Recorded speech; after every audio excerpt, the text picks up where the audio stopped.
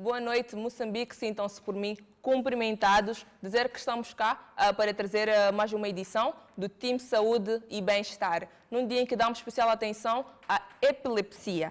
E dizer que cerca de 1% da população mundial, isto é, 65 milhões de pessoas, têm epilepsia. Iremos falar um pouco deste assunto com a doutora Luciana, que já se encontra em nossos estúdios, ela que faz parte do Ministério da Saúde. E para começar a nossa conversa, não é? Mas antes, seja muito bem-vinda ao programa, doutora. Obrigada. Vamos procurar saber antes o que os nossos telespectadores lá de casa disseram-nos quando questionamos o que é epilepsia. O que é epilepsia? Bom, epilepsia é uma doença que altera o funcionamento do cérebro. Epilepsia é uma doença que altera qualquer coisa do cérebro. É uma doença que altera o funcionamento do cérebro.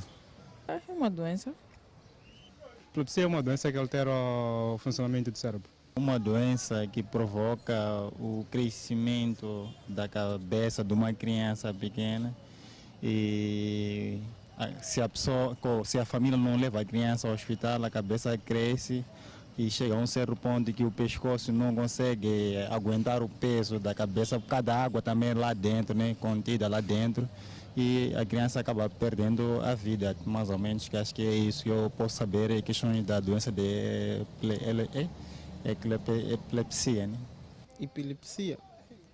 Não sei, mas acho que é uma doença. Muito bem, assim tivemos a opinião dos nossos telespectadores quando questionamos, afinal, o que é epilepsia. Doutora Luciana, o que tem a dizer acerca do que foi dito pelos telespectadores? Ok, muito boa noite, telespectadores. Agradecer o convite. Primeiro dizer que realmente epilepsia é uma doença. Se nós tivermos que definir a epilepsia, nós podemos dizer que a epilepsia é uma afecção crônica caracterizada por crises epiléticas que vêm de forma espontânea e repetida. Okay. Há aqui um termo que eu usei que são crises epiléticas, é um termo clínico, e eu tenho que explicar o que é que isto significa. Significa que a pessoa que tem epilepsia, estas crises tendem a aparecer de forma repetida e espontânea. O que é isto de crise epilética? É manifestações clínicas que cursam com descargas espontâneas e excessivas de um grupo de neurônio ou então totalidade de neurônio do cérebro de uma pessoa. Disto advém também os nomes que dão a esta doença. Há aqui um telespectador que disse que era uma doença e o outro falou de uma pressão a nível cerebral. Se calhar pode ser, porque se nós olharmos para a história da epilepsia, nós podemos ver já nos tempos remotos, esta doença era descrita. E nessa altura pensava-se também, assim como um dos telespectadores esteve aqui a querer explicar, que esta doença era provocada por alguns espíritos. Tanto podia ser espírito maligno ou benigno. Okay. E destes espíritos, o mais responsável, pela qual atribuíam como principal causa, era o espírito maligno. Okay. Para além disso, nós podemos ver também, já nos anos 3000 antes de Cristo, esta doença era atribuída ou era chamada como sendo doença da lua.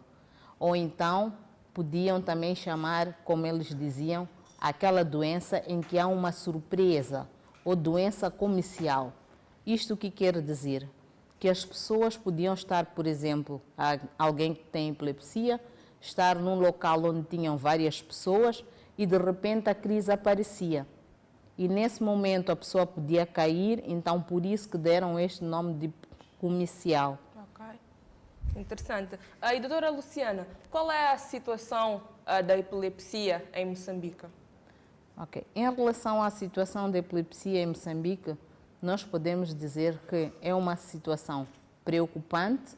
Se nós formos olhar para uma das principais causas de procura dos serviços a nível nacional, nós podemos ver que a epilepsia ocupa a segunda posição. Isto é preocupante, porque nós podemos notar que, à medida que o tempo vai passando, há um maior número de pacientes que procuram os nossos serviços e que estão preocupados com esta situação.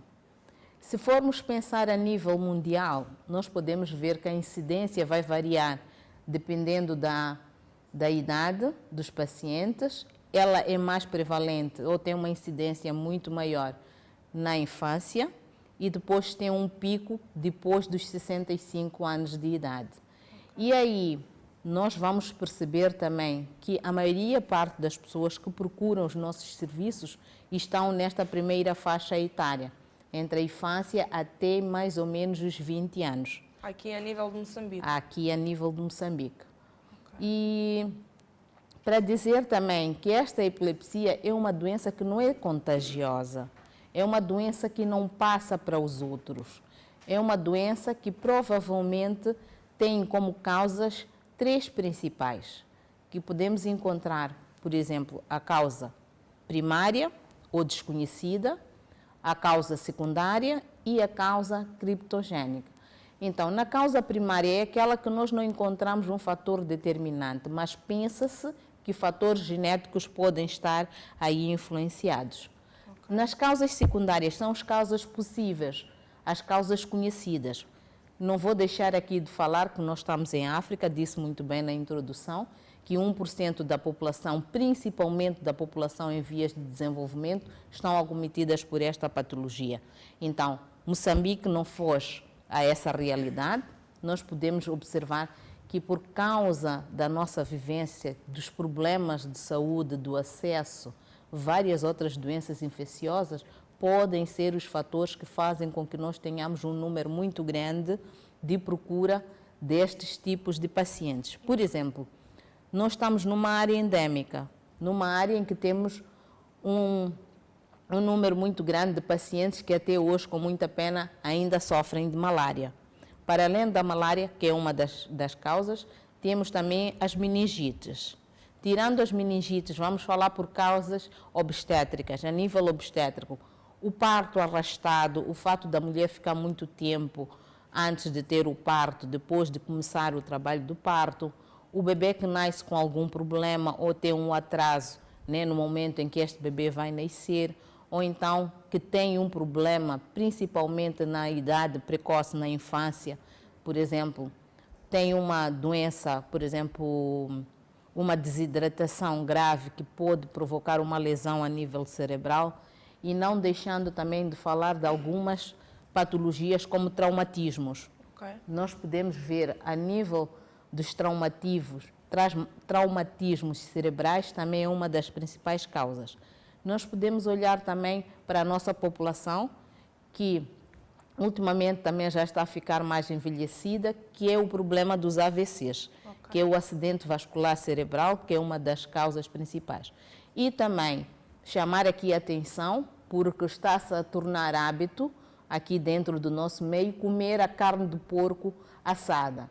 E é conveniente que se coma esta carne de porco bem passada, porque há um tipo de epilepsia que surge principalmente depois dos 20 anos. É a epilepsia causada pela neurocisticercose, que é um micro-organismo que fica dentro das carnes, geralmente. E estas carnes têm de ser bem cozidas, porque senão esta pessoa degluta esta carne e há multiplicação e libertação dos óvulos, e estes óvulos deste micro-organismo têm uma propensão é predileção. Somente carne de porco? Não, geralmente a mais afetada é a carne de porco, mas também podemos olhar para o caprino. Por exemplo, há regiões em que nós encontramos caprino, o gado bovino, que anda circulando, por exemplo, pelas aldeias e que comem muitas vezes algum alimento que pode estar contaminado, e isto faz um ciclo vicioso. Okay. Então, o que acontece? Eu dizia que tem predileção pelo sistema nervoso. Então, ele vai ao sistema nervoso, há um mecanismo do nosso sistema imune tentar elimina, mas forma-se ali uma pequena lesão, que nós chamamos de calcificação. Ok. E esta lesão, por si só, é suficiente para desencadear crises epiléticas em indivíduos, por exemplo, acima dos 18 ou 20 anos. Mas isto quando for carne mal passada. Quando for salientar, carne, não é? sim, Senão mal os telespectadores passada. param aí de comer carne a pensar que poderão ter esta doença. Mas no início falou aqui também da hereditariedade. Pode-se dizer que é uma doença hereditária ou ainda é um processo que está a ser estudado? Para esclarecer para os nossos telespectadores. Ok. Em relação à hereditariedade, isto já está comprovado. Ok. Existem histórias mesmo já conhecidas de gêmeos que têm histórias de epilepsia, na qual a propensão chega a ser cerca de 30% da possibilidade de gêmeos homozigóticos ter a mesma doença. Então, para além disto, nós quando formos olhar a história na família, aquelas famílias que têm história de epilepsia, há uma probabilidade muito grande de ter algum parente com epilepsia no futuro. Pode ser da primeira linhagem, segunda ou assim sucessivamente. Ok. E ainda falando das causas, um bebê que nasce prematuro, corre o risco de ter epilepsia? É assim, se este bebê, de princípio, nascer prematuro, desde que não tenha nenhuma lesão a nível cerebral que justifique, não quer dizer exatamente que esta criança vai ter epilepsia. Mas, vejamos, se tiver alguma lesão a nível do cérebro, a nível da sua formação ou durante o nascimento, pode ou tem um risco acrescido em relação à população geral de poder ter epilepsia ou uma outra doença a nível cerebral. Por isso que é importante, muitas vezes nós perguntamos nas pessoas que têm história de epilepsia, que aparecem na unidade sanitária, se quando teve o parto, como é que foi a gravidez da mãe, como é que foi o parto, se foi um parto eutóxico ou distóxico. Isso que é um parto normal ou um parto na qual foi necessário o uso de algum instrumento. Okay. Ou então se foi submetida a uma cesariana. Para além disso, nós também fazemos uma outra pergunta, que é perguntar à mãe se sabe se esta criança, quando nasceu, chorou. Chorou logo. Ou se teve que receber algum auxílio para poder chorar no momento. Isto pode influenciar. Isto pode influenciar. Ou então, aquelas crianças que ficam muito tempo, por exemplo, a mãe começa o trabalho do parto, em vez de ter o parto naquele período, ficam 24, 48 horas. Levam mais tempo. Sim, levam mais tempo. Se esta criança tiver aspiração do mecônio, que é uma substância que nós temos quando começa, por exemplo, em algumas situações, há uma mistura de um líquido que fica dentro da barriga da mãe e esta criança inala este líquido, também pode provocar algum problema, principalmente o que nós chamamos de asfixia. E esta asfixia pode levar a alguns problemas que esta criança possa acontecer e um problema que pode acontecer associado, para além do atraso, quando tem um atraso, é esta epilepsia também. Ok. E quando se fala de convulsões, porque a epilepsia tem também como características algumas convulsões, mas quando o indivíduo tem uma ou duas convulsões, pode-se dizer que isto é um início, é epilepsia, se assim pode-se dizer, ou nem por isso? Nem por isso. Eu vou explicar em que situações nós podemos dizer que este paciente determinado tem epilepsia, mas um outro paciente parecido também teve uma crise epilética, mas não foi diagnosticado como epilepsia. Okay. Ora, vejamos. Suponhamos que estamos perante uma criança. Uma determinada criança, não precisa aqui estabelecer a idade, e esta criança tem uma febre alta. Tem uma febre de 38, 39, 40, 41, e esta criança cursa com uma crise convulsiva. Já não é epilepsia, uma crise convulsiva. Então, se esta crise convulsiva está sendo provocada por causa da elevação da temperatura, e esta criança, sempre que tiver febre, faz estas crises convulsivas, nós não vamos dizer logo que esta criança tem epilepsia. Não, não tem epilepsia. Esta criança tem crises convulsivas secundárias à febre.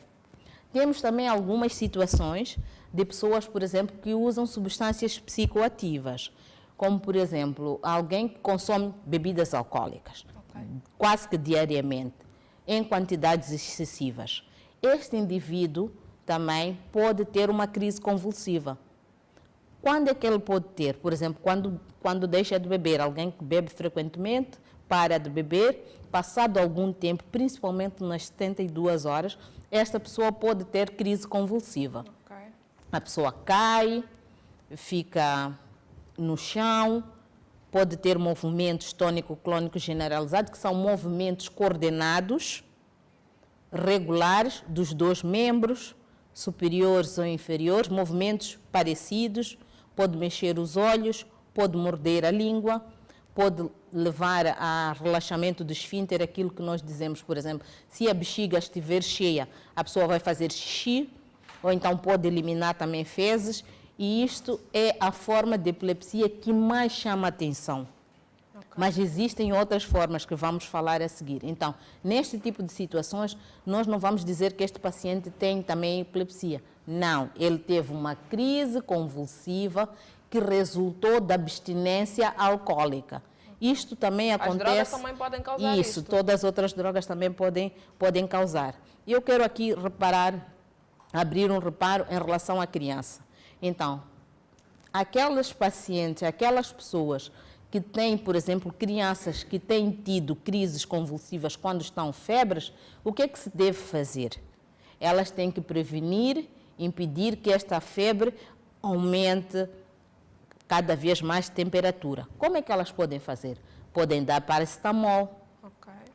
Podem fazer, antes de dar paracetamol, primeiro têm de ir a uma unidade sanitária. Se já souber, por exemplo, aquelas mães que já sabem exatamente qual é a quantidade de paracetamol exato para a idade da sua criança, podem dar enquanto levam a criança para a unidade sanitária. Aquelas que não tiverem paracetamol, não fiquem alarmadas, têm de fazer arrefecimento corporal. O que é isto de arrefecimento corporal? É pegar numa capulana, molhar esta capulana e pôr na criança, principalmente na região das axilas, um pouquinho pela cabeça, na região da virilha, também entre as pernas da criança, de modo que reduza a temperatura desta criança. Em algumas situações também podem ir pôr a ela, dar um banho frio, que é para diminuir a temperatura. Em algumas situações, quando as crianças têm febre, porque estão a tremer muito, as mães têm tendência de pôr elas camisola. Então, é contraindicado, porque se nós pusermos camisola, pomos a camisola à criança, o que acontece é que a temperatura vai subir ainda muito mais rápido e esta criança vai fazer várias crises. Era o parênteses que eu queria abrir. Ok, interessante. E agora, doutora Luciana, nada melhor que trazermos ao caro telespectador os sinais e sintomas da epilepsia, que é o tema central escolhido para hoje, para que você aí de casa possa saber como ajudar uma pessoa que tem alguns sinais desta doença. Quais são os sinais e sintomas da doença? Ok. Vamos aqui falar dos sinais e sintomas. Em relação aos sinais e sintomas, depende, primeiro, da área do cérebro que é afetada. Depende da idade que este paciente apresenta. Para além disso, também vai depender se existe ou não comobilidade. O que é que isto quer dizer?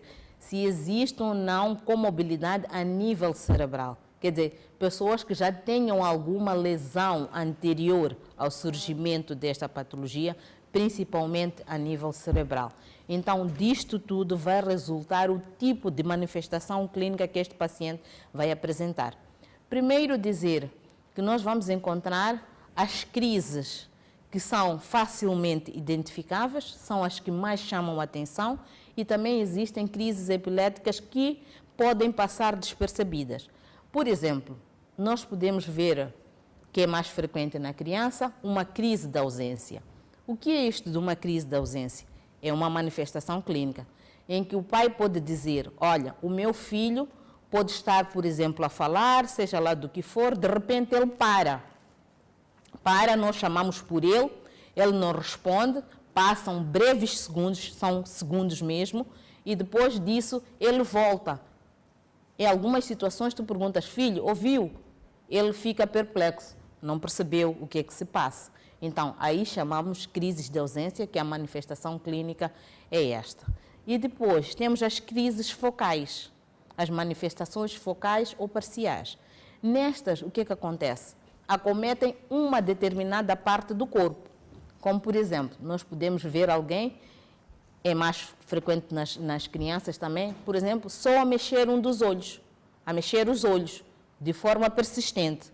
Isto é um sinal que nós podemos ver que esta criança está a ter uma crise convulsiva, e temos aqueles casos que mais chamam a atenção, que é aquele que pode cursar com o grito, com a perda de consciência, com a queda, com aqueles movimentos todos que eu já estive a explicar, relaxamento dos esfínteres, mordedura da língua, tirar a espuma pela boca, assim por diante. É esta que mais chama a atenção, que assusta as pessoas. Então, é preciso aqui perceber que temos várias crises epiléticas. Por exemplo, este último tipo de crise que esteve aqui a citar não significa que é a crise quando está no estado avançado. Cada um pode ter as crises indicadas, não é? Sim. Cada pessoa tem o seu tipo de crise. Isso. Não que existe um estado avançado de crise, certo? Não. O que acontece muitas vezes? Quando tem aquelas outras formas que eu vou escrever, tipo, entre parênteses, mais simples, muitas vezes passa despercebido, as pessoas não notam, e são poucas que procuram ajuda. Então, quando tem as crises generalizadas, estas que nós chamamos tônico-clônicas generalizadas, as que mais chamam a atenção, estas sim procuram os nossos apoios. Okay. Isto para quê? Porque muitas vezes, por causa do mito, nós já vamos voltar de novo à nossa cultura. Exato. Se nós olharmos, nós também já naqueles tempos, a doença epilepsia era conhecida como doença da lua. Aqui em Moçambique, até hoje também, é conhecida como doença da lua. Eu só vou contar um pequeno trecho da história, porque é necessário perceber. Okay. Então, nesses tempos remotos, eles pensavam e diziam o seguinte, até está escrito isso no Alcorão. Quem conhece o Alcorão pode ver que a epilepsia era uma doença causada pela lua.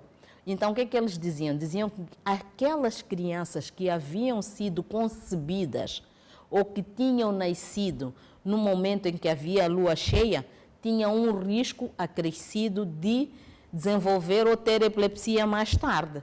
Então, isto é também o que nós acreditamos aqui muitas vezes também. Exato. O nosso povo também acredita que muitas vezes esta doença está relacionada com a lua, que os sintomas são intensos no momento em que nós temos, por exemplo, ali a lua cheia. É neste momento que dizem que muitos pacientes têm tido crises, e principalmente estas crises generalizadas. Chamar aqui a atenção em relação a um aspecto, porque quando o paciente está tendo estas crises generalizadas, a tendência da população, de todos nós, de várias pessoas, não eu, porque sei exatamente que esta doença não é contagiosa, é de se afastar. É de se afastar por medo do contágio. Esta doença não é contagiosa. Há que salientar isto. Sim. Então, se está na escola, esta criança deixa de ir para a escola. Se está no trabalho, é discriminado no trabalho. Se está na rua, todo mundo se afasta com medo de o poder ajudar, senão vai ficar infectado com esta doença. Mas dizer que não, esta doença não é contagiosa, mais tarde eu vou explicar exatamente o que é que todos nós temos que fazer para minimizar o sofrimento destes pacientes. Exatamente. E doutora Luciana, eu gostava de saber também, em média, quanto tempo duram estas crises? Ok. Em relação às crises, variam de pessoa para pessoa. Algumas podem durar alguns segundos, outras podem durar de 1 a 5 minutos ou até 30 minutos. Então, o que é que nós temos que diferenciar aqui? E é importante, muitas vezes, ter a família ou alguém que já presenciou estas crises para nos poder auxiliar. Porque o próprio paciente não é capaz de dizer quanto tempo durou exatamente aquela crise. Porque ele cai, ele fica inconsciente e depois acorda, muitas vezes até fica perplexo o que é que terá acontecido. Mas aqueles que já conhecem a doença e sabem, já sabem, opa, tive outra crise. Então, o que é que se tem que fazer? Consoante o tempo em que esta crise demora, suponhamos que temos alguém que tem crises convulsivas, faz uma crise de 5 ou 10 minutos, passado algum tempo, sem recuperar a consciência, ele volta a ter outra crise, assim sucessivamente. Isto é uma emergência, chama-se um mal epilético ou status epilético. É uma emergência, tem de levar rapidamente este paciente para a unidade sanitária, que é para poder ser tratado. Por quê? Porque ele está a fazer várias crises em determinado momento, mas não há recuperação da consciência. O paciente não consegue ficar lúcido, dizer o seu nome ou perceber aonde está.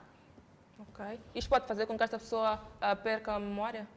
Não. Memória, entanto que memória, naquele momento ele pode perder a memória daquilo que lhe está a acontecer. Okay. Mas depois, quando volta ao seu estado normal? Sim, quando volta ao seu estado normal, ele recorda-se das coisas da vida dele anterior e também dos momentos que antecederam. Okay. Mas o momento preciso da crise, ele não se recorda. Não se recorda. Não. E falou aqui também de algumas pessoas que podem ter uma crise e 10 minutos depois voltam a ter as crises. Existem casos em que um indivíduo pode ter uma crise hoje, por exemplo, e voltar a ter somente daqui a um mês? Isto pode acontecer? Pode.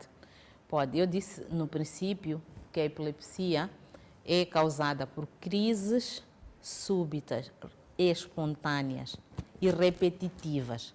Geralmente, estas crises repetem-se 24 horas depois, sem que haja uma causa específica. Por exemplo, não tem febre, a pessoa não tem, por exemplo, não perdeu sono, não está indisposta, não tem nenhuma patologia, está bem disposta, como eu que estou aqui assim. E de repente tenho a minha crise. Repentinamente. E amanhã, por exemplo, volto a ter, estou bem, não tenho nenhuma queixa, de repente volto a ter outra crise. Aí sim, não encontramos uma causa física que lhe provoca ou estimula esta crise. Há algumas situações em que nós temos fatores associados que podem fazer com que esta pessoa tenha crise. Por exemplo, algumas pessoas que quando estão perante psicadélicas, pode ser um fator desencadeante da crise. Só o fato de estar num sítio que tem as lâmpadas a cintilarem é suficiente para desencadear uma crise. Ou então, aquele ato de ligar o televisor, aquele clarão do televisor, também pode desencadear uma crise. A chama de fogo, por exemplo, do fogo que a pessoa está a cozinhar com a chama de fogo, também pode desencadear. O consumo do álcool, consumo da suruma, das outras drogas também podem desencadear as crises. O fato da pessoa não dormir como deve ser, perder sono durante muito tempo também é outro fator de risco para desencadear as crises. E a ansiedade pode também desencadear? A ansiedade extrema ou stress também pode desencadear estas crises. São várias outras situações. Por exemplo, há casos de epilepsia em que a aura é aura gastrointestinal, por exemplo, em que a pessoa está perante um prato de comida, só aquele fumo, o olhar, também é o suficiente para desencadear a crise epilética. Eu aqui vou abrir um reparo que há situações em que estes pacientes com crises epiléticas, eles conseguem perceber que daqui a pouquinho eu vou ter uma crise. Então, nestes casos que têm esta aura, esta percepção antes da crise aparecer, o que é que estes pacientes fazem? Se estão a caminhar, se estão em algum sítio, eles encostam-se mais, por exemplo, numa cadeira, ou então sentam-se mesmo ao chão, que é para quando a crise chegar, ele não cair de qualquer maneira, não bater com a cabeça, não provocar mais lesões nestes pacientes. Porque é impossível tentar travar esta crise? Não, só podemos travar, não é impossível, é possível. Só se pode travar estas crises dentro de uma unidade sanitária, dentro de um hospital, em que a crise está a começar, está lá a equipa médica dirige-se rapidamente para este paciente, dá a medicação e a crise para instantaneamente. Desde que já tenhamos, por exemplo, uma veia canalizada ou então fazemos uma administração retal desta medicação e a crise para rapidamente. Mas fora da unidade sanitária não é possível parar a crise. Porque, ora vejamos, é um grupo de neurônios de uma determinada parte do cérebro que descarrega, que eles despoletam. Então, este grupo de neurônio vai, por exemplo, afetar outras áreas, pode se generalizar neste tipo de epilepsia que mais chama a atenção. Okay. Então, aí temos que fazer o seguinte, já posso responder essa questão, podemos fazer o seguinte, pegamos no paciente, pomos a ele numa posição de segurança. O que é posição de segurança? Num local onde não tem nada que lhe possa magoar, por causa dos movimentos que ele tem. Se nós estivermos perante uma situação em que temos uma almofada, podemos pegar na almofada, por exemplo, apoiar sobre a cabeça deste indivíduo, porque ele tem movimentos que bate com a cabeça no chão. Não pôr nada na boca. É importante não pôr nada na boca, porque há um hábito que as pessoas têm de querer pôr, como o paciente muitas vezes morde-se, não é? Querem pôr alguma coisa para impedir isto. Não, não podem fazer isso, têm de deixar ele deitado do lado, tirar tudo que lhe possa magoar e depois desabotoar a camisa, tirar o sapato, que é para ele ficar muito bem, e deixar que a crise ocorra e pedir ajuda se for necessário. Ok. Muito bem, iremos dar continuidade a este aspecto que é muito importante para fazer com que o caro telespectador saiba como ajudar uma pessoa que entra em crise epiléptica. Mas por agora vamos conferir o nosso primeiro intervalo. Voltaremos para conversar consigo. Até já.